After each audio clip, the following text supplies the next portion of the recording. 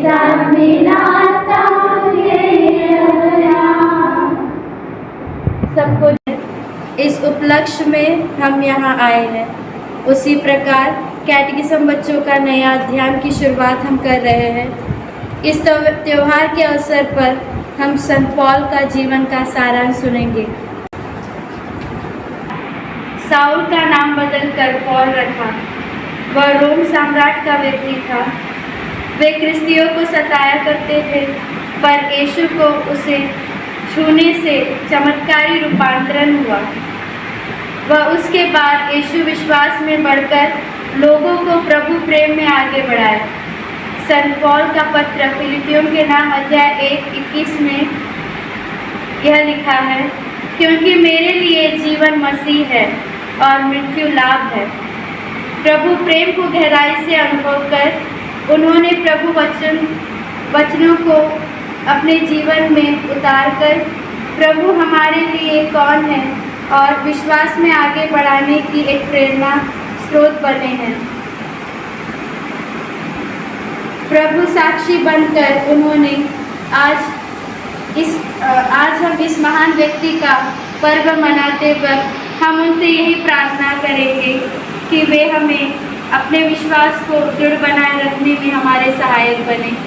इस अवसर पर हम अपने लिए और हमारे पल्लियों के सभी सदस्यों के लिए, उसी प्रकार हमारे एडोरेशन समाज के विशेषकर इस चांदा रीजन की मध्यस्थ है संत पौल, तो हम विशेषकर हम संत पौल से यह विनती करें कि वह हमें अपने विश्वास को बरकरार रखने में हमारे सहायक बने। तो अभी हम इस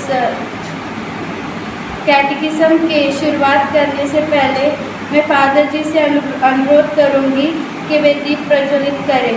उसी प्रकार आभा दीदी, एंजल, अनुग्रह हम आगे आकर दीप प्रज्वलित करें।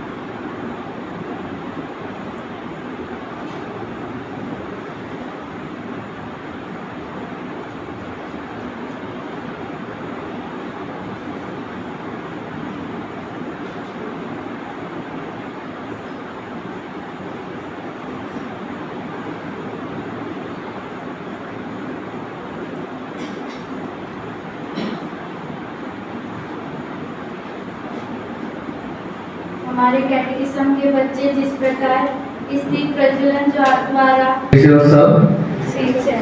ठीक है ना।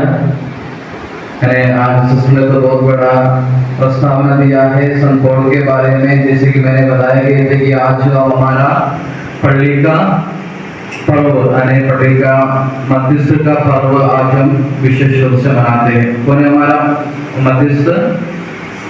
संत पौल हमारा पढ़ी का विशेष मध्यस्थ है। तो आज 29 तारीख को उनका पर्व का दिन था, लेकिन हम आज हमारे चर्च में वो जो पर्व आज हम मनाते हैं, तो विशेष रूप से हमारा पढ़ी का मध्यस्थ का पर्व मनाते समय हमारे सभी परिवारों को, जो नागरिक में रहते हैं सभी परिवारों को हम प्रभु के पवित्र चरणों में रखें और हमारे सभी परिवारों के लिए, हमारे मम्मी पापा भाई बहन जो भी है बच्चे लोग, सभी के लिए विशेष रूप से प्रार्थना करेंगे। और आज जैसे हमने बताया गया कि आज हम कैटेकिज्म क्लास का भी इनाग्रेशन करते हैं, तो हमको मालूम है एक परिवार को मिलने वाला सबसे बड़ा संपत्ति क्या है?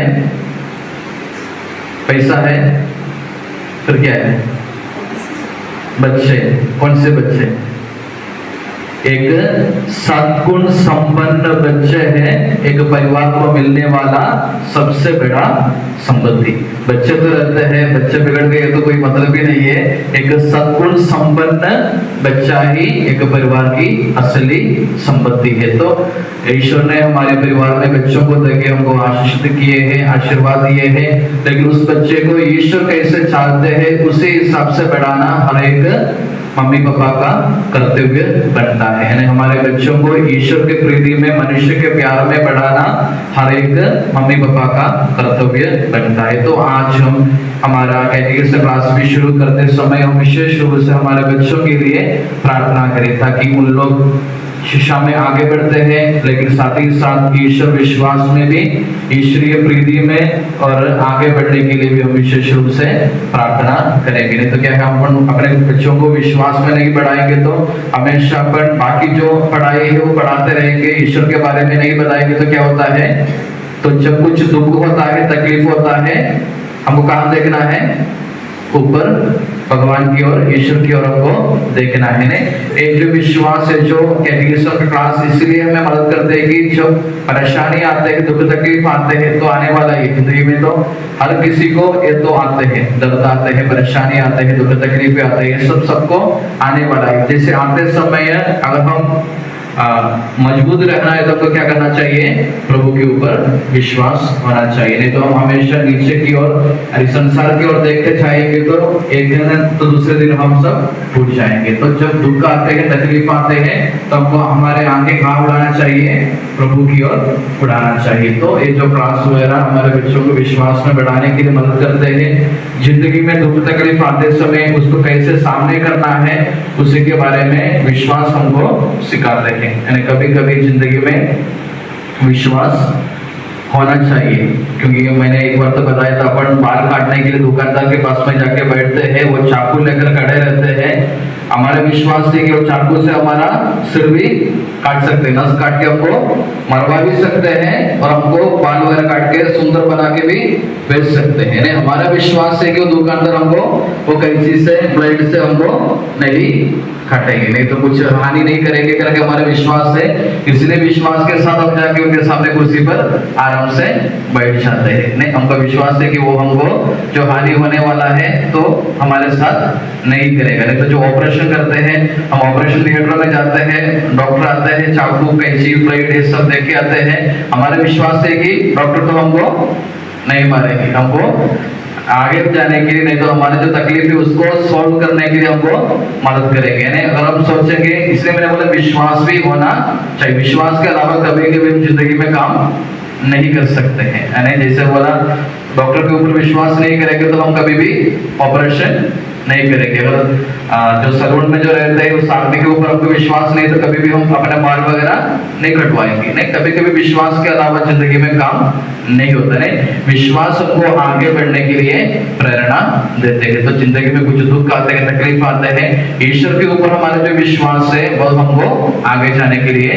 प्रेरणा देते हैं। तो हमारे कैटेकिज्म क्लास वगैरह हमको आगे बढ़ने के लिए, जिंदगी में आने वाले दुख तकलीफों को कैसे सामने करना है इसी के बारे में हमको सिखाते हैं। तो आज हम विशेष रूप से हमारा पल्ली का पर्व मनाते समय हम हमारे पल्लीवासियों के लिए, सभी परिवारों के लिए विशेष रूप से प्रार्थना करेंगे और कैटेकिज्म क्लास शुरू करते समय हमारे सभी बच्चों के लिए भी ईश्वर के चरणों में रखते हुए हम विशेष रूप से प्रार्थना करेंगे। और हमारा जो भी प्रार्थना है, मतलब है, विनती है, विचार है, ये सब प्रभु के समक्ष रखते हुए हम भक्ति भाव से, विश्वास के साथ इस पूजा बलिदान में भाग लेंगे।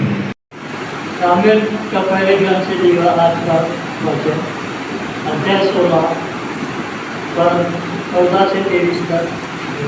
मसीह आपको आशीष दे। प्रभु के आत्मा ने साउल का त्याग कर दिया और प्रभु का भेजा हुआ एक दुष्ट आत्मा उसे सता रहा था। साउल के सेवकों ने उससे कहा, देखिए, ईश्वर का भेजा हुआ दुष्ट आत्मा आपको सता रहा है। हमारे स्वामी अपने दासों को आज्ञा दे, हम जो आपकी सेवा करने को प्रस्तुत है, आपके लिए एक ऐसे व्यक्ति का पता लगाए जो सितार बजाने में निपुण हो। जब जब ईश्वर का भेजा हुआ वह दुष्ट आत्मा आप पर सवार हो, तब तक वह सितार बजाए, जिससे आपकी बेचैनी दूर हो जाए। शाऊल ने अपने सेवकों से कहा, हाँ, मेरे लिए एक निपुण सितार वादक का पता लगाओ और उसे मेरे पास ले आओ। उन युवकों में से एक ने कहा, मैं बेथलेहम के ईसाई के पुत्र को जानता हूँ, वह वादन में बड़ा निपुण है, वीर योद्धा और अच्छा वक्ता है। उसका शरीर सुडौल है और प्रभु उसके साथ है। इसलिए शाऊल ने दूतों से ईसाई को कहला भेजा, अपने पुत्र दाऊद को मेरे पास भेज दो, और भेड़ बकरियाँ चराता है। ईसाई ने रोटियों से लदा हुआ गधा, एक टुकड़ी अंगूरी और बकरी का एक बच्चा लेकर उन्हें अपने पुत्र दाऊद के साथ शाऊल के पास भेज दिया। इस प्रकार दाऊद शाऊल के पास आया और उसकी सेवा करने लगा। वह उसको इतना प्रिय हो गया कि उसका शस्त्रवाहक सेवक बन गया।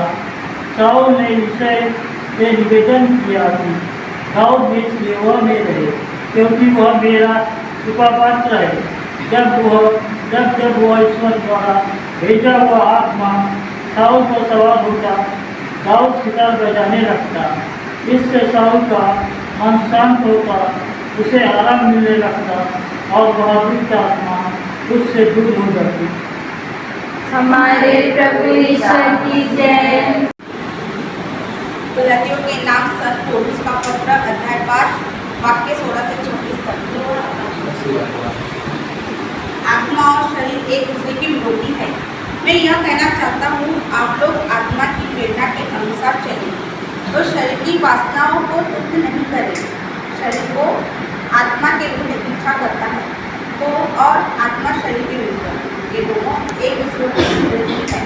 इसलिए आप जो चाहते हैं वह वही नहीं कर पाते। यदि आप आत्मा की प्रेरणा के अनुसार चलते हैं तो संहिता के अधीन नहीं हैं।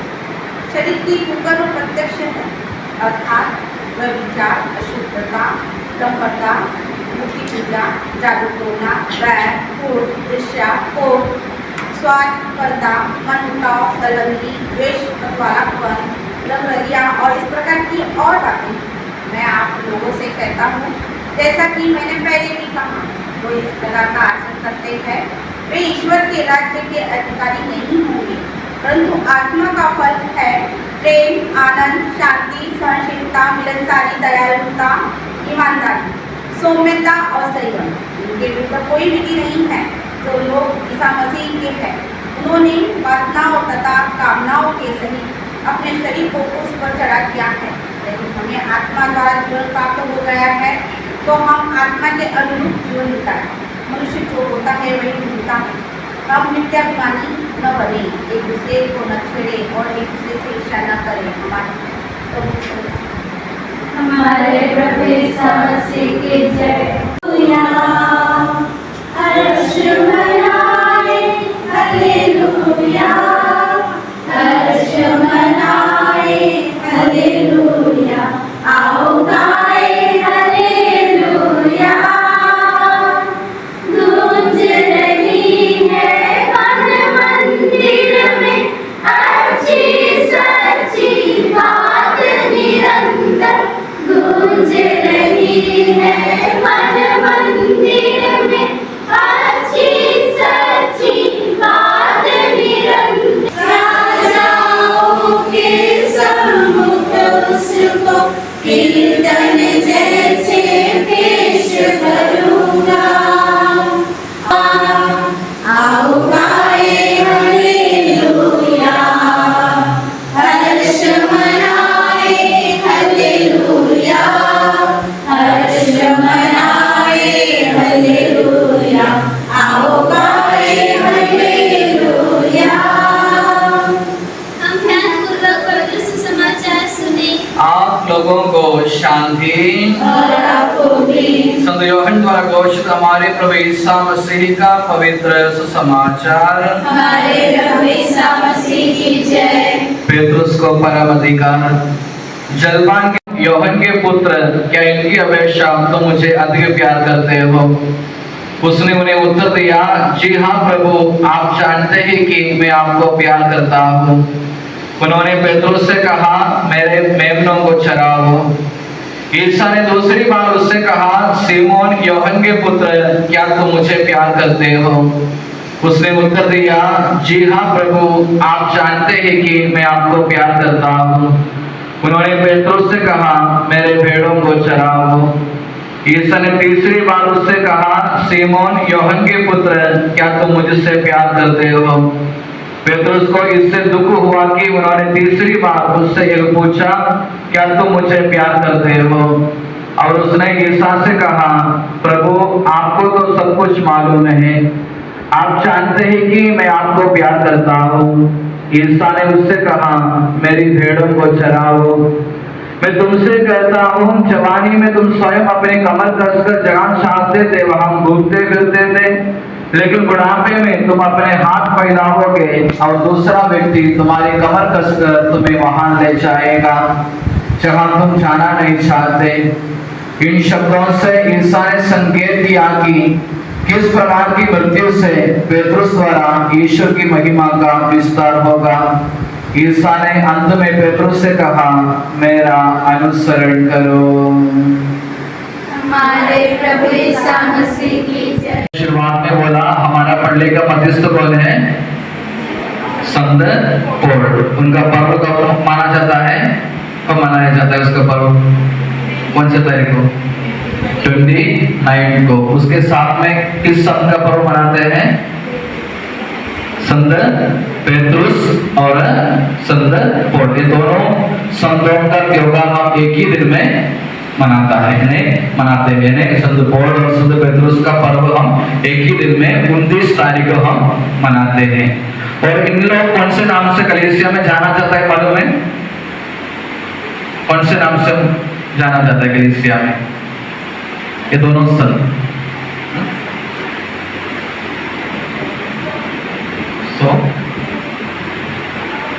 साउल, संत पौल का दूसरा नाम है साउल, ठीक है। तो इन लोग दूसरे कौन से नाम से जाना जाता है? Pillars of the church. Pillars बोलते क्या है? पिलर बोलते क्या है? अपन जो मकान बनाते हैं पिलर बांधते हैं। पिलर क्या है? चट्टान अलग है। पिलर बोले तो खंबा, इससे जो ऊपर जाता है वो पिलर के ऊपर मकान खड़े हो जाते हैं। अगर अपन को ऊपर कंक्रीटिंग करना है, स्लैब का मकान बनाना है तो क्या होना चाहिए? अरे पिलर होना चाहिए। बीटा का चौड़ाई करके अपन ऊपर कंक्रीटिंग नहीं कर सकते। अगर अपन को मजबूत कंक्रीटिंग करना है तो क्या करना चाहिए? अपन को पिलर बनाना चाहिए। पिलर को हिंदी में क्या बोलते हैं? खंबा बोलता है, क्या बोलते हैं? ये जो पिलर है, स्तंभ, ठीक है। जो समझ में आया ना, ये जो उसको अपन खंबा नहीं तो ये जो स्तंभ बोलते हैं। ये दोनों कैसे माना जाता है? कलीसिया के स्तंभ नहीं तो कलीसिया के स्तंभ करके जाना जाता है। क्यों? स्तंभ का विशेषता क्या है? मतलब ये बिल्डिंग में स्तंभ है, जैसे कि इधर एक उधर एक, इसका विशेषता क्या है? सपोर्ट रहते हैं। लेकिन कैसे रहते हैं? सपोर्ट कैसे रहते हैं? इसको तो डिस्टेंस है, हर स्तंभ के बीच में डिस्टेंस है, स्पेस है। हर खंबा तो एक साथ नहीं रहते हैं, एक साथ तो खंबा नहीं रहते। खंबा कैसे रहते हैं? एक इधर रहते हैं और अलग डिस्टेंस के बाद में दूसरा खंबा रहता है, दूसरा स्तंभ रहते हैं। उसके बाद में कुछ डिस्टेंस के बाद में, कुछ जगह के बाद में तीसरा स्तंभ रहते हैं। इनके बीच में जगह है, स्पेस है, लेकिन ये सब जुड़े हैं। कैसे जुड़े हैं? कैसे जुड़े हैं? बाकी जुड़ाई द्वारा ये सब जुड़े हैं, लेकिन स्तंभ के बीच में जगह है। लेकिन जो सभी स्तंभ जुड़े हैं कैसे हैं? बाकी वीटा का वजह से, बाकी वीटा जुड़ाई वगैरह करते समय ये सब जुड़े रहते हैं। बोलने का मतलब ये है कि हमको भी हमारे जिंदगी में कैसे करना चाहिए? ये जो हमारे जगह जिंदगी में हमको भी कुछ स्पेस रखना चाहिए। हम किसी के पास में कितना भी नजीक रहने से भी, जुड़े रहने से भी उतना नजीक किसके पास में नहीं रहना चाहिए। अपन को फैमिली में भी रहना चाहिए, पति पत्नी के बीच में भी संबंध होना चाहिए, लेकिन इतना नजदीक नहीं होना चाहिए उसके बीच में ईश्वर के लिए जगह नहीं। यानी हमको हमारे जिंदगी में ऐसा कोई रिश्ता नहीं बनाना चाहिए कि उसके बीच में ईश्वर को जगह नहीं। यानी पिलर तो मकान के लिए जरूरी है, पिलर के बीच में जगह है, और पिलर बाकी इसमें से जुड़े हुए, पिलर नहीं रहने से नीचे गिरेगा, लेकिन कैसे है, एक तो पिलर के बीच में जगह है। इसी प्रकार हमारे जिंदगी में भी हमको रिश्ता अच्छा होना चाहिए परिवार में, लेकिन ये जो रिश्ताओं के बीच में थोड़ा सा स्पेस, जगह होना चाहिए काय के लिए? ईश्वर के लिए। ईश्वर के लिए हमारे सभी रिश्ताओं के बीच में थोड़ा सा स्पेस रहना चाहिए। इतना नजदीक, इतना क्लोज नहीं होना चाहिए जहां उसके बीच में ईश्वर के लिए जगह नहीं रहता। तो जब दो रिश्ते के बीच में जब जहां रहता है वहां ईश्वर को उपस्थित रहता है, वो कैसे रहता है? हमेशा एक साथ रहेगा। यानी जैसे कि अपन फेविक्विक लगाते हैं और दो साइड से अपन कोई सामान चिपकाएंगे तो वो मजबूत रहता है। इसी प्रकार बीच में अगर ईश्वर है, ईश्वर का उपस्थिति है, कोई भी रिश्ता टूट नहीं जाता, टूट नहीं सकता। लेकिन इसे कभी कभी हमारा रिश्ता इसलिए टूट जाते हैं कि हम इतना नजीक हो जाते हैं, लेकिन उसके बीच में कौन नहीं रहता? ईश्वर नहीं, तो ईश्वर का उपस्थिति नहीं रहता। तो जिंदगी में सबसे पहले ये जो दो संत लोग कलीसिया में पिलर्स के रूप में, स्तंभ के रूप में जाना चाहता है, जैसे मैंने बोला दोनों स्तंभ के बीच में जितना जगह है स्पेस से, वही हिसाब से हमारे जिंदगी में भी, हमारे रिश्ताओं के बीच में भी हमको क्या छोड़ना चाहिए? थोड़ा सा स्पेस ईश्वर के लिए, ईश्वर की उपस्थिति के लिए छोड़ना चाहिए। तभी हमारा रिश्ताएं मजबूत रहेंगे, वो रिश्ताएं आगे बढ़ेगी। नहीं तो रहेगी कुछ दिन के लिए, उसके बाद में क्या होता है? वो रिश्ता टूट जाता है। इसलिए हमारे सभी रिश्ताओं के बीच में जगह होना चाहिए, किसके लिए? ईश्वर के लिए। 10 आज्ञाओं का पहला आज्ञा भी है, तुम पहला आज्ञा क्या है? मैं तेरा प्रभु तेरा परमेश्वर हूं, प्रभु अपने परमेश्वर की आराधना करना है। पूर्ण हृदय से, पूर्ण बुद्धि से, पूर्ण शक्ति से हम प्रभु की आराधना करना चाहिए। नहीं, इसका हम बोल सकते हैं कि ईश्वर को हम अपनी जिंदगी में प्रथम स्थान, पहला स्थान देना चाहिए। बाकी सभी रिश्ताओं के ऊपर, बाकी सभी जो भी दोस्त है, फ्रेंडशिप है, उसके ऊपर हमको किसको रखना है? ईश्वर को रखना है। यानी प्रथम स्थान अपने जिंदगी में ईश्वर के लिए देना है। और दूसरा हमको मालूम है, संत पौल और संत पेतरुस, ये दोनों अलग अलग जगह से बुलाए गए, जिनका बैकग्राउंड अलग अलग है। जैसे अपन बोलते हैं अलग अलग फैमिली से आते हैं, कुछ फैमिली में पैसा रहते हैं, कुछ फैमिली गरीब रहते हैं, कुछ फैमिली में पढ़े लिखे लोग रहते हैं, कुछ फैमिली में अनपढ़ लोग रहते हैं। यानी सब लोग अलग अलग बैकग्राउंड से आते हैं। अगर ऐसे अपन देखे जाए तो पेतरुस एक अलग बैकग्राउंड से आया और संत पौल दूसरे अलग बैकग्राउंड से आया। संत पौल एक ज्ञानी मनुष्य था, और एक ज्ञानी मनुष्य था, और संत पेतरुस एक मछुआरा, यानी मच्छी पकड़ने वाला एक आदमी था। दोनों आए कैसे? अलग अलग बैकग्राउंड से आया, लेकिन दोनों का अंत कैसे हुआ? एक ही में हुआ। यानी संत पौल ने बोला, संत पौल ने क्या बोला? आज से नहीं तो अभी से मैं नहीं जीता, मुझ में कौन जीता है? ईश्वर जीता है। यानी संत पौल का कहना है कि आज से मैं नहीं जीता, मुझ में ईश्वर, आज से मुझ में मैं नहीं लेकिन ईश्वर जीते हैं। और पेतरुस में भी हम देखते हैं कि पेतरुस का क्या हुआ? पेतरुस के निशाने पड़ने से भी यानी जो बीमार थे उन लोग चंगाई प्राप्त करते थे। नहीं, पेतरुस के निशाने में भी ईश्वर की उपस्थिति थी। यानी हम सब अलग अलग बैकग्राउंड से आए, प्रभु में आगे बढ़ते रहते हैं, तो हमारा भी अंत कैसे होना चाहिए? एक होना चाहिए। हमारा लक्ष्य भी एक है, क्या है?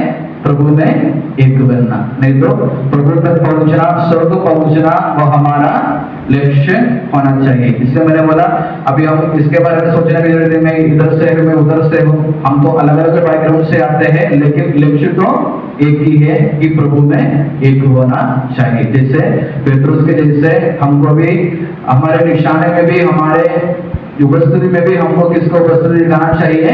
प्रभु की उपस्थिति को दिखाना चाहिए। और संत पौल के जैसे हमको भी बोलना चाहिए कि आज से मैं नहीं, मुझ में ईश्वर जीता है। कब हम बोल सकते हैं? कब बोल सकेंगे वाला आज से मैं नहीं, मुझ में ईश्वर जीता करके? जब हम अपने आप को पूर्ण रूप से ईश्वर के लिए छोड़ देते हैं, यानी ईश्वर की योजना के लिए छोड़ देते हैं, तब हम बोल सकते हैं कि आज से मैं नहीं, ईश्वर मुझ में जीते हैं। हम अपने सपनाओं के लिए प्रार्थना करते हैं, हम जैसे प्रार्थना करते हैं तो हम कैसे इच्छा करते हैं वैसे ही होना करके हम सोचेंगे तो हम में तो ईश्वर तो नहीं बढ़ेगा, ईश्वर नहीं रहेगा। तो अगर हमने जैसे संत पौल के जैसे हमको बोलना है आज से मैं नहीं, मुझ में ईश्वर जीता है, तो हमको क्या चाहिए? अपने आप को पूर्ण रूप से ईश्वर के लिए देना है, ईश्वर के लिए छोड़ना है। उसकी कोई भी इच्छा हो अपने जिंदगी में होने दो, ऐसे हमको, ऐसे के मनोभाव को हमको अपनाना चाहिए। तभी हम बोल सकते हैं कि आज से मैं नहीं, मुझ में ईश्वर जीता है। लेकिन उतना आसान काम नहीं है। जैसे कि जब जिंदगी में ऐसा करता है कि ईश्वर जिसको ज्यादा प्यार करता है उसको ज्यादा तकलीफ देते हैं, ईश्वर जिसको ज्यादा प्यार करते हैं उसको ज्यादा तकलीफ देते हैं, दुख देते हैं। अपने जिंदगी में ज्यादा दुख अपन को मिलता है सहन करने के लिए, तो हमको ये समझना चाहिए कि ईश्वर हमको ज्यादा प्यार करते हैं। यानी ऐसा नहीं कि ईश्वर को दुख देता है और दुख देने के बाद में ईश्वर को छोड़ के चला जाता है। हमको हमारे जिंदगी में जब दुख आता है, तकलीफ आता है, परेशानी आता है, हमारा प्रार्थना ऐसा होना चाहिए कि ईश्वर मेरे कंधे को इतना मजबूत बनाओ, क्योंकि नहीं तो ताकि जो भी तकलीफें आते हैं उसको मैं धैर्य से आगे बढ़े, तो उस तकलीफ में धैर्य से आगे बढ़ने के मेरे कंधे को शक्ति प्रदान कर करके हमको प्रार्थना करना चाहिए। हमारे तकलीफों को हटाओ करके नहीं, लेकिन मुझे इतना शक्ति दे दो ताकि जो भी दिक्कतें आते हैं, जो भी परेशानी आते हैं, जो भी दुख संकट आते हैं, जो भी दर्द आते हैं, उसको मैं धैर्य के साथ सामना कर सके। इसी के लिए हमको प्रार्थना करना चाहिए। तो इसलिए मैंने बोला सब छोड़ देते हैं ईश्वर के हाथों में, जो भी होने दो। कभी कभी जैसे बोट जो रहते हैं, कभी हम बोट लेकर फेंक देते हैं, कभी जाके कहाँ गिरते हैं? पानी में गिरते हैं। तो जैसे फेंकते समय दर्द लगेगा, है कि नहीं? दर्द तो लगने वाला ही है, लेकिन बार बार वो बोट पानी में फेंकने की वजह से क्या होगा? बोट का कलर तो वापस मिलेगा, नहीं तो बोट का जो गंदा उसमें है पूरा निकल जाएगा। अने कभी कभी ईश्वर भी हमको बोल के जैसे उड़ा के फेंक देते हैं, कहाँ भी हमको फेंक देते हैं, नहीं तो हमारे जिंदगी में कुछ भी होने देते हैं। इसका मतलब ये नहीं कि ईश्वर हमको छोड़ दिया है।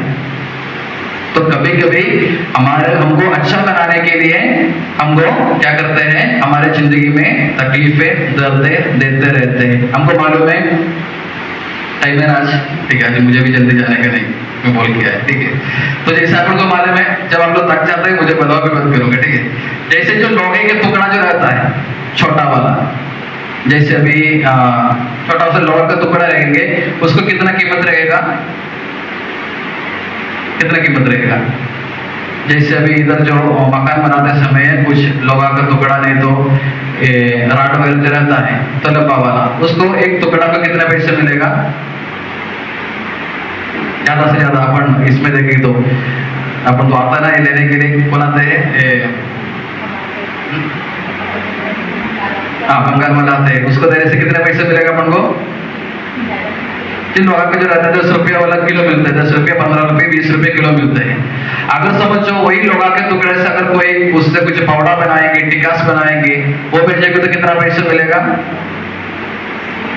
जो 10 रुपये का जो लोहा है उसका कीमत क्या पड़ेगा? 20 रुपये। 20 रुपये मिलेगा तो मुझे कुछ 10 पाउडर की जरूरत है तो मैंने उसका पाउडर का पैसा तो बढ़ जाता है, जैसे कि 500 रुपये, 1000 रुपये उसका कीमत बढ़ते जाते हैं।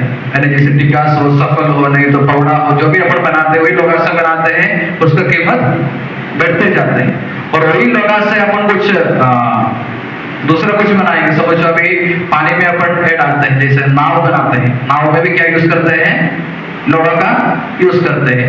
अगर वो लोहा से अपन नाव बनाएंगे तो उसका कीमत कितने बढ़ेगा, लाखों में बढ़ जाते हैं। माल तो एक ही है, ये जो माल को उतना कीमत कैसे मिला,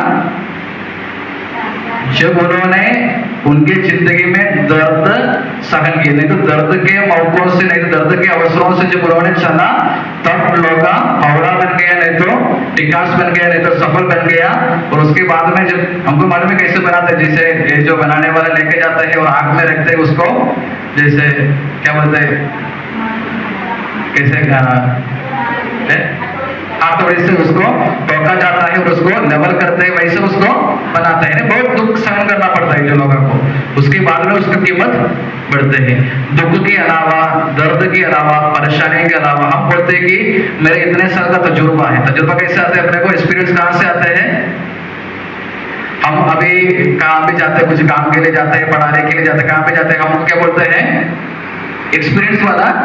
एक्सपीरियंस कहाँ से मिलता है, काम करने से ही एक्सपीरियंस मिलेगा ना। जो आते हैं तो उसको तो शुरू से तो एक्सपीरियंस थोड़ी ही मिलेगा, जो लोग काम करेंगे उसको एक्सपीरियंस मिलेगा। अगर काम करने के लिए मौका नहीं मिलेगा तो उसको कभी एक्सपीरियंस होने वाला नहीं। जो तजुर्बा अपन बोलते हैं, जो एक्सपीरियंस हमको बोलते हैं, वो ऐसा हमको मिलता नहीं है। तो उसी के लिए अच्छा एक्सपीरियंस होने के लिए हमको बहुत सारे चीजों से गुजरना पड़ेगा, तभी हमारा कीमत बढ़ेगा। इसलिए कहा जाता है कि अनुभव ही सबसे बड़ा गुरु है।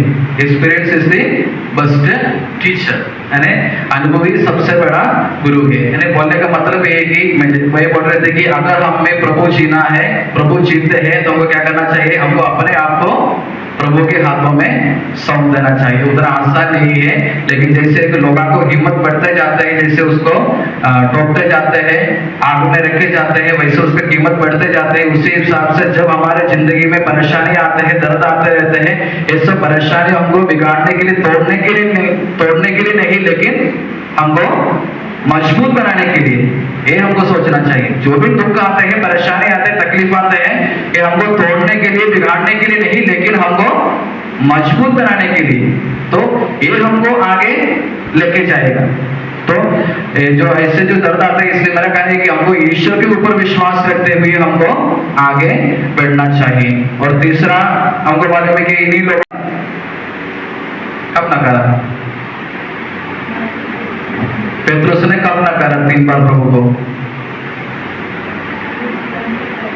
क्रूस पर के पहले। जब एक भाई आके पूछा था, वहां ठंडी था, वह आग में आके चारों साइड में बैठे थे, तो पेत्रुस को देख रहे के भाई ने पूछा, मैं तुमको उस मनुष्य के साथ, यीशु के साथ देखा था। तो पेत्रुस ने 3 बार नकारा। आखिरी में बोला कि मैं उसको जानता भी नहीं, मैं उसको अभी पहली बार देख रहे हो कौन है करके, मैं अभी उसको जानता भी नहीं करके पेत्रुस ने 3 बार उसको नकारा। वही पेत्रुस को जो 3 बार प्रभु को नकारा, वही पेत्रुस को यीशु ने 3 बार ये बोलने के लिए, ये घोषणा करने के लिए प्रेरणा करते हैं कि मैं आपको प्यार करता हूँ।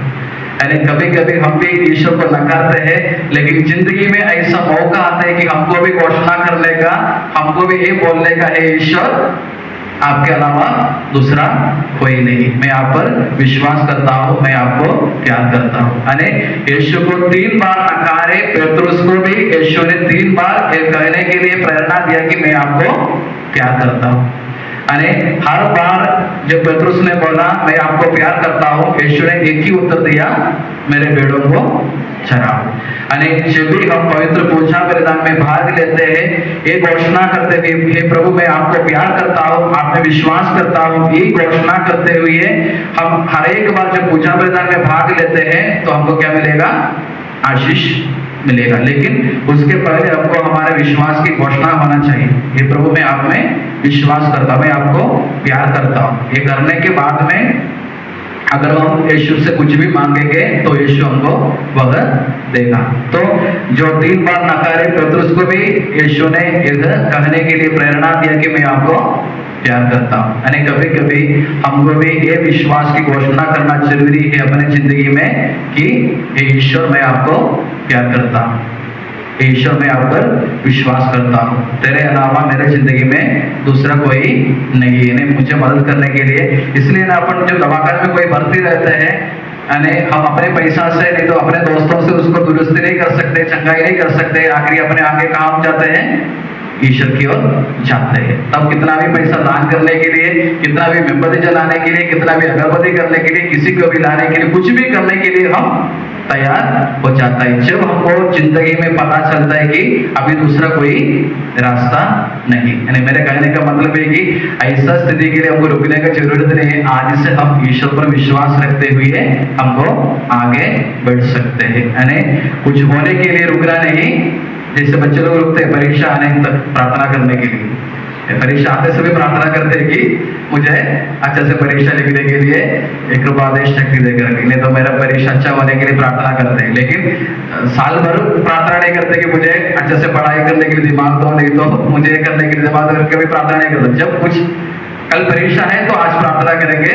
मुझे अच्छा परीक्षा लिखने के लिए, नहीं तो अच्छे से पढ़ने के लिए मुझे कृपा दो करके। नहीं, परीक्षा तक रुकने की जरूरत नहीं है हमको, आज से नहीं तो हर रोज हमको यही प्रार्थना करना चाहिए कि प्रभु आप हमेशा मेरे साथ रहिए, यानी आप हमेशा मेरे साथ रहकर मुझे मार्गदर्शन कीजिए, आप मुझे आगे ले जाइए। ये तो प्रार्थना हमेशा हमारे होठों में रहना चाहिए। और जैसे कि जो प्रभु द्वारा, जैसे जब हम अपने आप को पूर्ण रूप से प्रभु को छोड़ देते हैं तो आज के सुसमाचार में पढ़ते हैं कि मैं तुमसे कहता हूँ जवानी में तुम स्वयं अपने कमर कसकर जगह चाहते थे, वहां घूमते फिरते थे, लेकिन बुढ़ापे में तुम अपने हाथ फैलाओगे और दूसरा व्यक्ति तुम्हारे कमर कसकर तुम्हें वहां ले जाएगा जहां तुम जाना नहीं चाहते। यानी जो अपने आप को प्रभु को सौंपने वाले व्यक्तियों को कौन चलाएगा? ये दूसरा व्यक्ति कौन है? पवित्र आत्मा है। यानी ये दूसरा व्यक्ति पवित्र आत्मा है।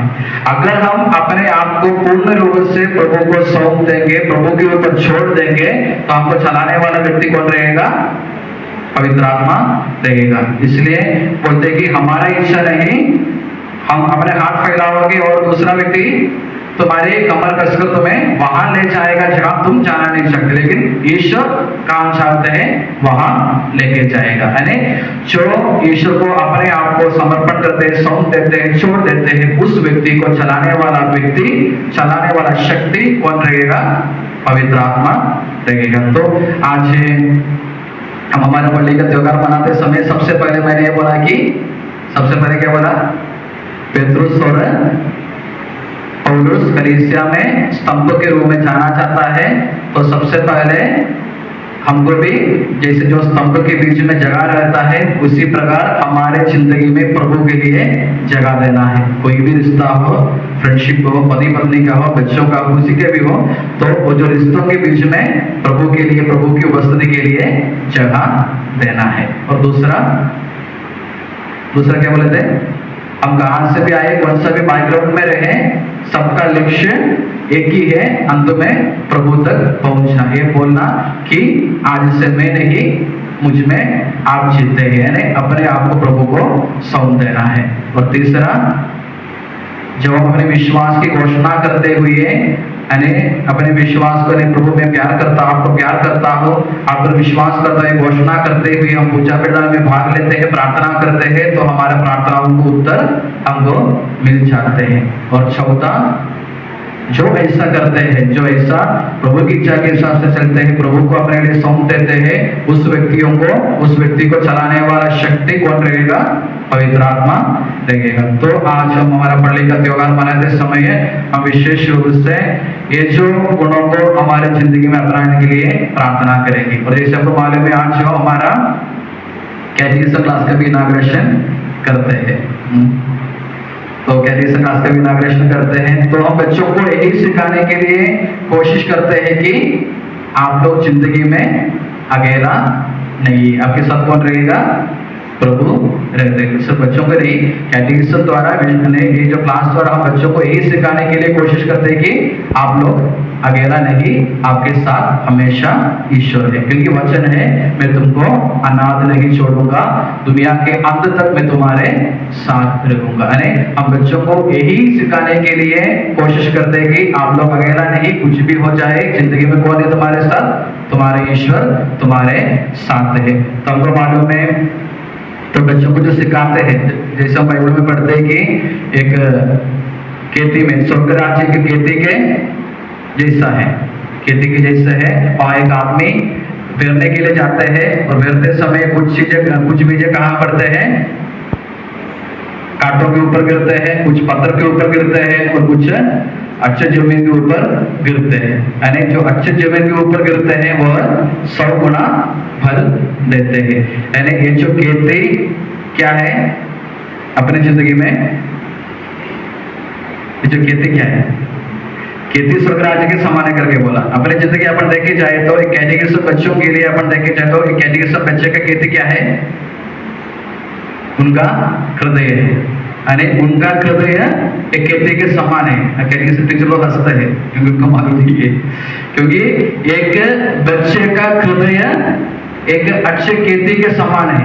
वहां अपन कुछ भी पेरे जाते हैं, कुछ भी बीजाएं डालते हैं, वहां अच्छा से वहां उगते हैं। बराबर है कि नहीं? बच्चे का हृदय एक अच्छे खेती के समान है। जैसे नागर वगैरह करके अच्छा रेडी करके रखा है, और उसमें अपन कौन सा भी बीज डालेंगे तो वह अच्छा से वहां से आएगा, क्योंकि तैयार है, वो जो हृदय तैयार है। तो हमारा कैटेकिज्म बच्चों के हृदय ही ये जो जमीन है, यानी विश्वास की बिंचाई फेरने की जगह है बच्चों का हृदय। और ये कैटेकिज्म टीचर लोग क्या करते हैं? कैटेकिज्म टीचर लोग का काम कौन सा रहता है? ये जो बच्चों के खेती में, बच्चों के हृदय के जमीन में क्या फेरना चाहिए? विश्वास की बिंचाई को फेरना चाहिए। और उसमें कुछ कचरा आएंगे तो उसको निकालना भी किसका काम रहता है? कैटेकिज्म टीचर लोगों का काम रहता है। कचरा पड़े तो क्या है, कभी कभी विश्वास में हमको डाउट आता है, शंका होता है, ऐसा कैसे होता है। यानी एक बच्चे के जिंदगी में विश्वास में कुछ भी शंका होता है, डाउट होता है, उस शंका को, डाउट को क्लियर करने का काम किसका रहता है? कैटेकिज्म टीचर लोगों का रहता है। जैसे अपन खेती में धान लगाने के बाद में ऐसे नहीं कि अपन नवंबर महीने में जाते हैं उसको ये करने के लिए, निकालने के लिए, काटने के लिए। उसके पहले अपन उसमें खाद डालते हैं, उसमें जाके कचरा निकालते हैं। ये सब करने से ही हमको अच्छा फल मिलता है। यानी ये जो कैटेकिज्म क्लास भी इसी प्रकार है। लेकिन बच्चों के हृदय में हम विश्वास की बिंचाई देना चाहता है, तो उस विश्वास की बिंचाई को पानी डालना, उसमें खाद डालना, उस पौधा को आगे बढ़ने के लिए मदद करना किसका काम रहता है? कैटेकिज्म टीचर लोगों का और मम्मी पापा का काम रहता है। अगर हम उसको बराबर संभालेंगे, बराबर पालेंगे, तो ये जो पौधा भी आगे चलकर बढ़कर अच्छे फल देगा।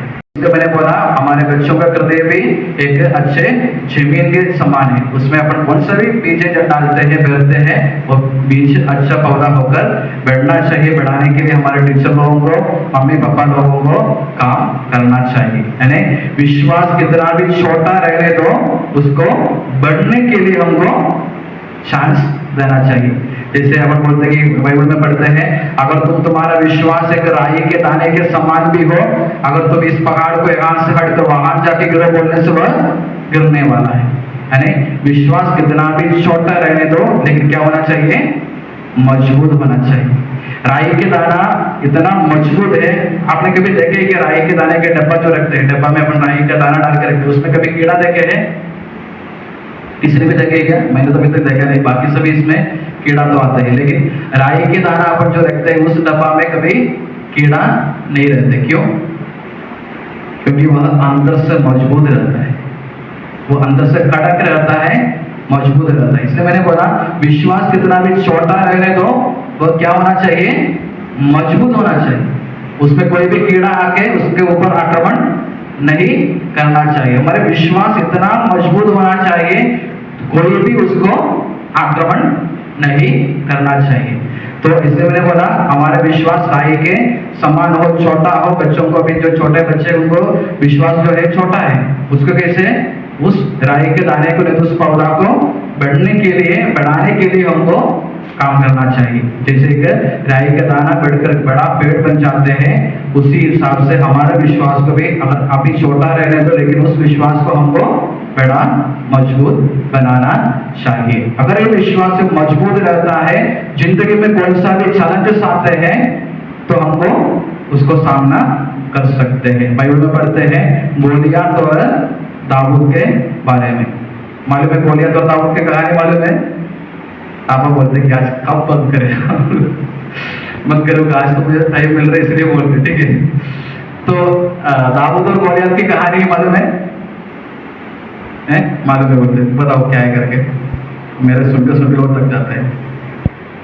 बोलिए ना, कुछ ना, अगर गलती हो गई तो उसको मत करेंगे। बोलो। गोलियत बहुत बड़ा एक राक्षस के जैसे कैसे बताओ? जोर से बोले, सबको सुनते दो, मुझे दोबारा रिपीट करने की जरूरत नहीं पड़ेगा। कौन से?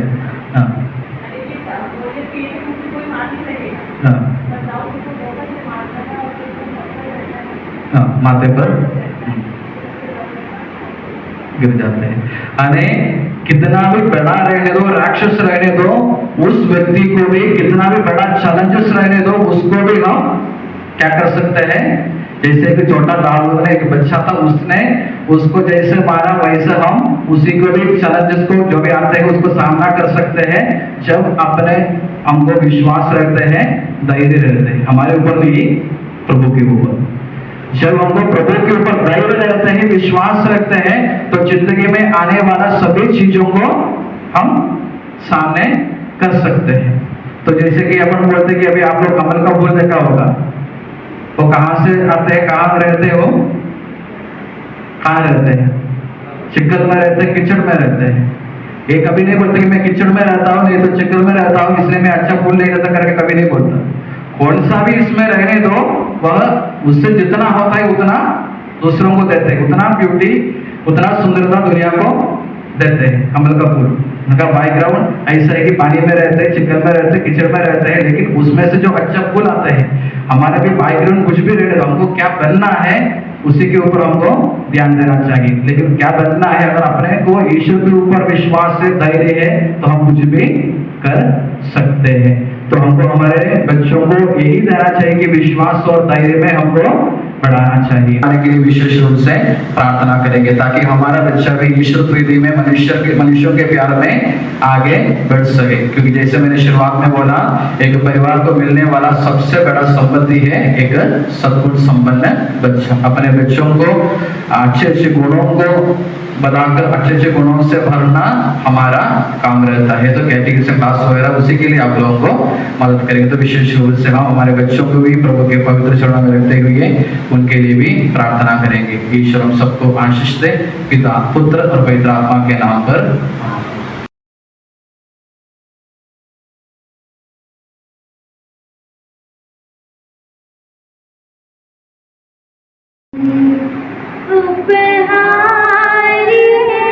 दिल की ममता स्वीकार लो भगवन, तब प्रेम की बहरी सरिता सदा मिले हमें प्रभुता, तब प्रेम की बहरी सरिता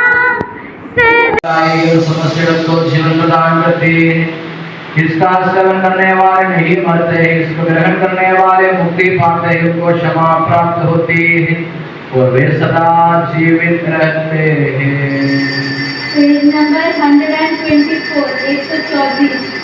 स्वीकार कर लो आराधना, यीशु प्रभु मेरे प्यारे, स्वीकार कर लो आराधना, यीशु प्रभु मेरे प्यारे, रहना अधूरी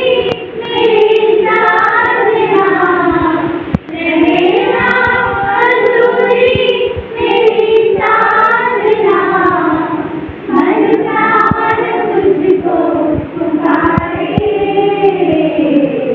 स्वीकार कर लो आराधना यीशु प्रभु मेरे प्यारे। मुझे बल तुम्हारा तुम ही हो सहारा करुणा करो ईश्वर। मेरी आत्मा ने तुम्हें ही पुकारा दया करना परमेश्वर। दर्शन की तेरी ये कामना नयन राग कब से निहारे स्वीकार कर लो आराधना यीशु प्रभु मेरे प्यारे। सारे विश्व पर कलीसिया की संतान पर प्रभुवर अपनी आशीष दे अब सदा एवं सर्व सदा।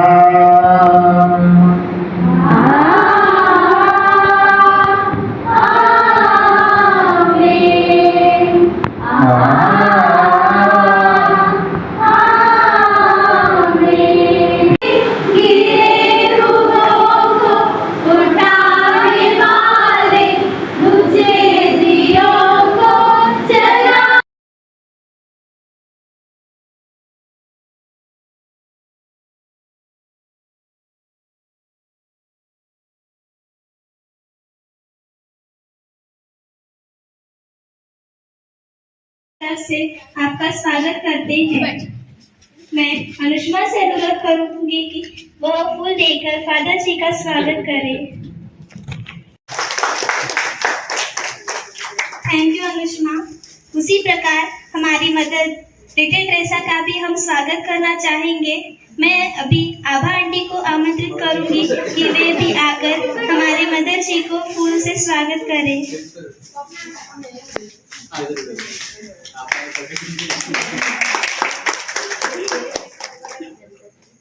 Thank you aunty. त्योहार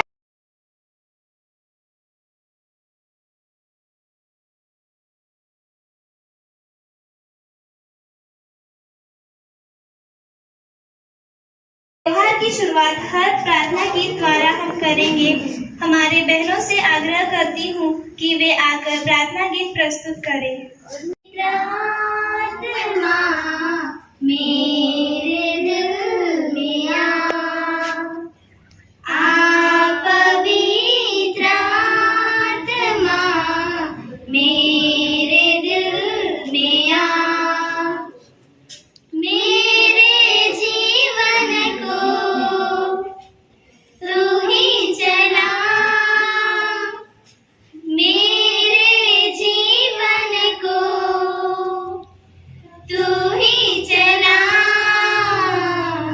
आ पवित्र आत्मा मेरे दिल में आ पवित्र आत्मा मेरे दिल में टूट गया हूँ मैं जीवन का क्या है भरोसा धोखे पे धोखा है सारा जहां जाऊँ तो जाऊँ कहाँ आ पवित्र आत्मा मेरे दिल में आ पवित्र आत्मा मेरे दिल में थक चुका हूँ मैं जीवन का तू ही सहारा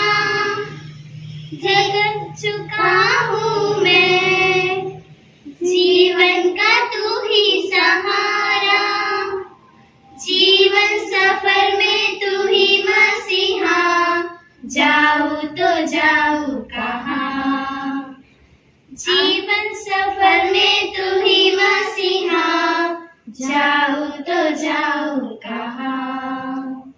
आ पवित्र आत्मा मेरे दिल में आ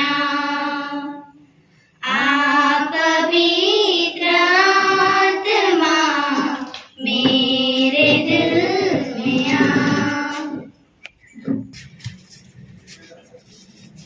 मैं अभी आरोही से अनुरोध करूंगी कि वह अपना नृत्य प्रस्तुत करे।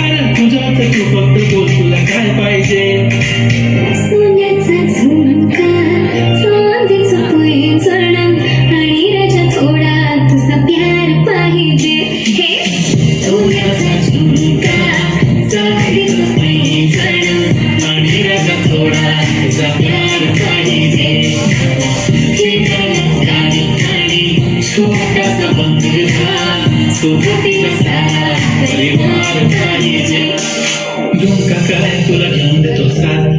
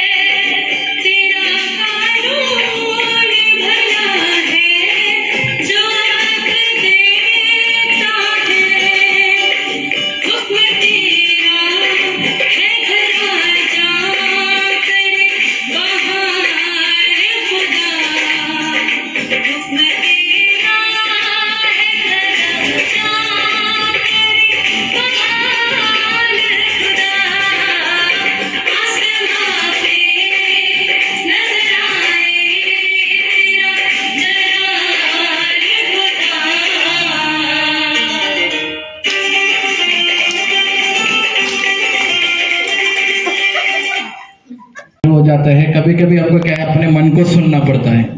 कभी कभी जैसे मैंने बोला संत पौल का परिवर्तन हुआ जब उनको जैसे ईश्वर का आवाज सुना फिर उनको परिवर्तन हुआ। कभी कभी कैसे अभी अपन को अपने मन को सुनना पड़ता है।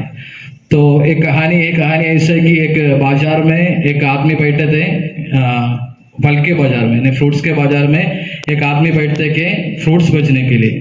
तो जो उसके ऊपर ऐसा एक बोर्ड लिख के रखा था, यहाँ ताजा फल भेजे जाते हैं।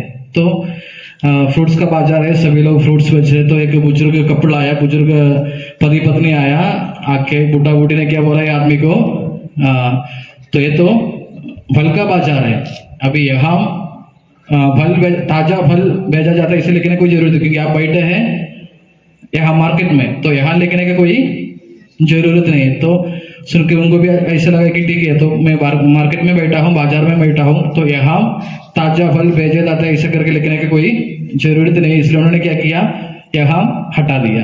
अभी कैसे पड़ेगा बोर्ड, ताजा फल भेजे जाते हैं। और उसके बाद में दूसरा आदमी आया और उन्होंने बोला तुम इधर सड़ा हुआ फ्रूट्स बेचते क्या, बोला है तो सड़ा हुआ फ्रूट्स बेचते क्या, अच्छा बेचते क्या, ताजा बेचते क्या, सड़ा हुआ बेचते है। तो उन्होंने बोला मैं ताजा अच्छा वाला बेचता हूँ बोला। तो उन्होंने बोला फिर इधर लिखने की जरूरत है, ताजा फल भेजे जाते हैं, ताजा तो बेचते हैं तो लिखने का क्या जरूरत है। उनको सुनकर उन्होंने क्या किया, ताजा भी हटा दिया। अभी कैसे पड़ेगा, फल भेजे जाते हैं। उसके बाद में एक औरत आया, उन्होंने बोला तो मच्छी मार्केट में थोड़ी बैठे हैं, तो फल के मार्केट में बैठे हैं, यहाँ तो फल ही भेजे जाता है, तो मच्छी तो थोड़ी भेजे जाते हैं, तो फिर फल भेजे जाते हैं क्या लिखने का जरूरत है क्या। तो उनको भी लगा कि ठीक है हम पूरा सब लोग फ्रूट्स ही भेज रहे, दूसरा कुछ है ही नहीं। तो उन्होंने क्या किया, फल भी हटा दिया। अभी कैसे पढ़ेंगे? ऐसा है। भेजे जाते हैं। तो दूसरा एक जन आया, उन्होंने बोला कि तुम बुकट में दे रहे, क्या बोला ऐसा बैठ के, तो भेजने के लिए हम बैठे हैं। तो वो सुनकर उन्होंने क्या किया, वो भी पूरा बोर्ड हटा दिया। अब इतने सारे लोग आया, इतने सारे बताया, उनको सबका सुन के क्या हो गया, उन्होंने पूरा बोर्ड ही हटा दिया। अभी उसके बाद में दूसरे एक आदमी आया, एक स्कूल में पढ़ाने वाला एक शिक्षक आया, उनको ऐसा अजीब लगा, बोला कि एक अच्छा बोर्ड है उसमें कुछ भी नहीं लिखा है। तो आदमी को बोला, अरे इतना अच्छा बोर्ड बना के रखा है, उसके ऊपर क्यों कुछ नहीं लिखते हैं? तो आदमी फिर दोबारा लिखना शुरू किया। बोलने के मेरा कहने का मतलब ये है कि कभी कभी कैसे है, आगे जाने के लिए कुछ लोग हमको रोकते हैं, नहीं तो हमको पीछे खींचने वाला भी बहुत सारे लोग रहते हैं, है ना? जो अगर कोई बोलते हैं मुझे आगे चल के यूपीएससी के एग्जाम देना है, नहीं तो मुझे कलेक्टर बनना है, तो दूसरा दोस्त होगा कि अगर तुमने परीक्षा में भी बराबर पास नहीं हुआ तो कलेक्टर बनने के लिए जा रहे हैं, उसको मोटिवेशन देने के बदले उसको पीछे खींचने वाला बहुत सारे दोस्त लोग, क्योंकि दोस्त लोग बिगाड़ भी सकते हैं और सुधार भी सकते हैं, अच्छा भी कर सकते हैं, बिगाड़ भी सकते हैं, ना? जैसे अपन को क्या देखना है, अपन को हमारा जो है, हमको आगे बढ़ने के लिए जो भी रोकते हैं उसको हमको क्या करना चाहिए, अपने जिंदगी से निकालना चाहिए। शायद हमारे पढ़ाई के लिए हमारा सोशल जो मीडिया जो है, व्हाट्सएप है, फेसबुक है, ट्विटर है, जो स्काइप है, जो भी है, वो सब जो भी रहता है, यूट्यूब, जो भी अपन को आगे बढ़ने के लिए जो भी रोकते हैं उसको निकालना चाहिए, तभी अपन आगे बढ़ सकते हैं, अच्छे से पढ़ाई कर सकते हैं। अपन को अच्छे से पढ़ाई करना है तो हमको जो आगे बढ़ने के लिए, आगे जाने के लिए जो भी हमको रोकते हैं उसको हटाने से हम आगे बढ़ते हैं। और बच्चे लोगों को भी याद रखना है कि कभी भी अपने को दूसरे किसी के साथ में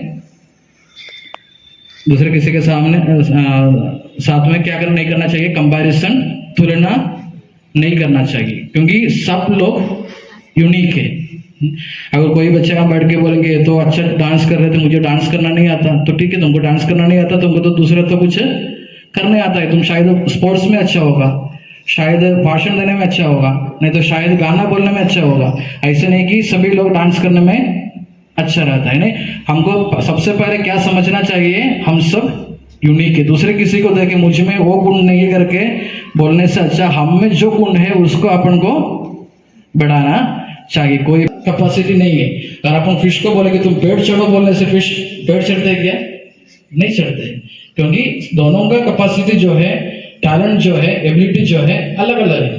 तो बंदर तो तैर नहीं सकता, लेकिन मच्छी तो पेड़ भी नहीं चढ़ सकता, लेकिन मच्छी तो अच्छा से तैर सकते हैं, पेड़ और अच्छा से चढ़ सकते हैं। अपन को अपने फील्ड में अपन को आगे बढ़ सकते हैं, एक्सपर्ट बन सकते हैं, लेकिन दूसरा जो गुण अपने में नहीं है उसको देख के उसके ऊपर रोते रहने से अपन आगे नहीं बढ़ेंगे। तो सबसे पहले हमको ये समझना चाहिए कि हम सब यूनिक हैं, यानी हम एक जैसे नहीं है, सब लोग यूनिक है। इसलिए किसी के साथ में कंपैरिजन करने से, तुलना करने से हम आगे नहीं बढ़ेंगे। ये तो हमको एक दूसरे के साथ में कंपैरिजन नहीं करना चाहिए, तुलना नहीं करना चाहिए। दूसरा, अपन को आगे बढ़ने के लिए जो भी रोकते हैं, जो भी पीछे अपन को खींचते हैं, उसको अपन को छोड़ना चाहिए। और तीसरा क्या होगा, जो भी रहता है, मैंने उधर भी बोला था कि जैसे लोटस का, कमल का जो फूल के बारे में मैंने बोला, वो काम अच्छा रहता है, अपन कहाँ है वहां अच्छा रहने के लिए, अच्छा करने के लिए अपन को सोचना चाहिए। ये नहीं सोचना है कि मेरे पापा तो पढ़ा लिखा नहीं है इसलिए वो मुझे पढ़ा नहीं सकता, लेकिन टीचर लोग है पढ़ाने वाला, अगर कुछ डाउट है तो टीचर को पूछ सकते हैं। यानी अपने सामने बहुत सारे ऑप्शन है, यानी अपन को ये नहीं है करके उसमें। आज आप सबको पता था कि आज के दिन हम संत पौल का त्यौहार मना रहे हैं, और संत पौल जो है हमारे पल्ली के मध्यस्थ है। तो जब आप लोगों से कहा जाता है कि पैरिश की उन्नति के लिए, मतलब छोटा परिवार हो, फिर भी जब अपन एकजुट होकर कुछ करते हैं तो सब कुछ अच्छा बनता है। पर जब आपसे कुछ सहयोग, मतलब आपको भी प्रोत्साहित करना था मुझे, तो इसलिए मैंने तुम लोगों को गाना प्रैक्टिस, हाँ बारिश आई फिर भी अगर आप थोड़ा रिस्क लेते तो थोड़ा शायद और अच्छा होता। और उसी प्रकार मैंने वो भैया को गाना गाने बोली, वो तो चल पड़े। एटलीस्ट अगर आप बताते कि मुझसे नहीं जमता तो अच्छा रहेगा। पर जब हम एक मिलजुल के अगर कुछ सोचते हैं तो ये और अच्छे से कर सकते हैं अपन। तो मैं वैसे ही सोच रही थी कि ये छोटा सा पल्ली है जो भी है, अगर अपन एक साथ होके करते तो और अच्छा होता। तो मुझे थोड़ा बुरा लगा, फिर भी ऐसा नहीं, फिर भी मैं सोच रही थी अगर अपन छोटा मतलब एक साथ आके हाँ टाइम नहीं था, आबा दीदी नहीं थी कल परसों, फिर भी वो गाना तो भी थोड़ा सा और अच्छा कर सकते थे। तो इसीलिए मैं तुम्हारा भी योगदान चाहती हूँ, ताकि अपना पल्ली छोटा है तो भी नहीं क्या थोड़ा सा अच्छापन कर सकते हैं। फिर भी आप लोग आए आज के दिन, इतना अच्छा मतलब तुम्हारे आने से, आपकी उपस्थिति से ही आज का दिन थोड़ा सा अच्छा बना। तो मैं तुमसे और यही निवेदन करती रहूँगी कि तुम थोड़ा सा अपना योगदान दिया करें, ताकि हम अपने पल्ली की जो कार्य है वो अच्छी तरह चला पाए। और कैटेकिज्म के बारे में मैं जब बताती हूँ तभी आपको थोड़ा सा प्रोत्साहन होता है। मैं बताने की ज़रूरत नहीं, आपको खुद थोड़ा सा इच्छा होना चाहिए कि हमने प्रभु के बारे में सुनना चाहिए, या फिर अगर बाइबल हर दिन मैं पढ़ने को बोलती हूँ। अभी आज फादर ने बताया जैसे होमली में कि जब अपने मुसीबत आती है तब हम प्रभु को पुकारते हैं, वैसा नहीं, पर अपने को पहले से ही थोड़ा सा प्रभु पे विश्वास की दृढ़ता रहना चाहिए, तभी हम ये कार्य के लिए आगे बढ़ेंगे और अपना परिवार भी वैसे ही आगे बढ़ता जाएगा। अपना विश्वास जिस प्रकार रहेगा उसी प्रकार अपना परिवार की भी उन्नति रहेगी। बस उतना कहकर मैं अपना 2 शब्द समाप्त करती हूँ। धन्यवाद। बात करे मुन्ने बच्चों आओ चले, प्यारे मसीह से हम बात करें, मिल के चले, प्यारे मसीह से हम बात करें, मिल के चले, प्यारे मसीह से हम बात करें। मम्मा और पापा वो देता हमें, छोटा सा दिल भी उसी को दे दे। मम्मा और पापा वो देता हमें, छोटा सा दिल भी उसी को दे दे। मिल के चले, प्यारे मसीह से हम बात करें। Thank you. आशीष लेकर नीचे आती है, स्तुति आराधना ऊपर जाती है। आशीष लेकर नीचे आती है, प्रभु हमारा कितना महान, देखो हमसे करता है प्यार। प्रभु हमारा कितना महान, देखो हमसे करता है प्यार। हालेलुया,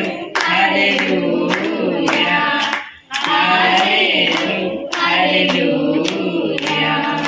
गिनती और प्रार्थना ऊपर जाती है, आशीष लेकर नीचे आती है।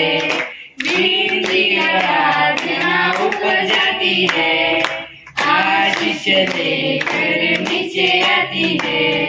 प्रभु हमारा कितना महान, देखो हमसे करता है प्यार। प्रभु हमारा कितना महान, देखो हमसे करता है प्यार। हालेलुया,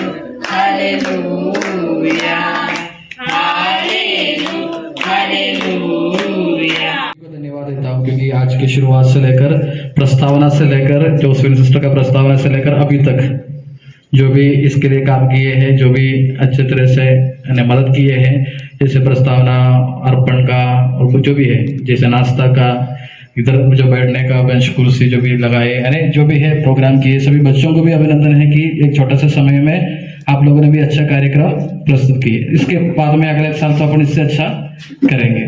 तो अपन कहा जाता है कि failure is the stepping stone to success, यानी तो आगे बढ़ने के लिए तो एक बार फेल हो गए तो भी नहीं, तो थोड़ा सा कम हो गए तो भी कोई प्रॉब्लम नहीं है, अगले बार अपन इससे भी अच्छा करेंगे। नहीं, हर प्रोग्राम के बाद में अपन यही सोचना है कि इसके बाद में और अच्छा करेंगे। आप लोग थॉमस अल्वा एडिसन के बारे में सुना है क्या? कौन है? Inventor of bulb. जो इलेक्ट्रिक बल्ब जो है उसका इन्वेंशन किसने किया? थॉमस अल्वा एडिसन ने किया। आप लोगों को मालूम है कितने बार उन्होंने कोशिश किया था करके बल्ब बनाने के लिए? 1000 अरे ठीक है, 1000 टाइम्स। कहाँ तो भी 1000 लिखा है, कहाँ तो भी 10,000 लिखा है। अरे बोलने का मतलब है कि एक बार नहीं तो 2 बार ट्राई करके तो बल्ब का इन्वेंशन नहीं किया। 1000 बार उन्होंने कोशिश करके बल्ब का इन्वेंशन किया। उन्होंने किया करके आज हम स्विच डालने के बाद में लाइट जलता है। तो ठीक है, तो उन्होंने 1000 बार ट्राई करने के बाद में एक बार सक्सेसफुल हुआ है, यानी। और उसके बाद में जैसे जब उन्होंने बल्ब का इन्वेंशन हुआ तो दूसरे न्यूज़पेपर का रिपोर्टर आए और उनको पूछा, और आपको कैसे लगा जब आप 1000 बार हार गए थे, तो आपको कैसे लगा? बोला तो उन्होंने बोला मैंने तो 1000 बार तो नहीं हारा, मैंने क्या किया, 1000 रीजन मैंने निकाला कि जिससे बल्ब नहीं जलेंगे, यानी बल्ब नहीं जलेंगे। मैंने जब पहले 1000 बार जैसे किया वैसे करने से बल्ब नहीं जलता करके मुझे मालूम हो गया। यानी मैंने तो फेल नहीं हुआ, मैंने 1000 रीजंस मैंने निकाला कि जिसके वजह से बल्ब जल नहीं सकते। यानी बोलने का मतलब ये कि एक बार अपन कोशिश की, अच्छा नहीं हो करके अपन को छोड़ने के नहीं, गिव अप करने के नहीं, अपन को आगे बढ़ने के थे। अपन गए थे, अपन अगले साल इससे भी अच्छा अपन करने के लिए कोशिश करेंगे। तो आप सभी को और एक बार धन्यवाद देते हुए आज का कार्यक्रम हमें आप समाप्त करते हैं। सबको धन्यवाद।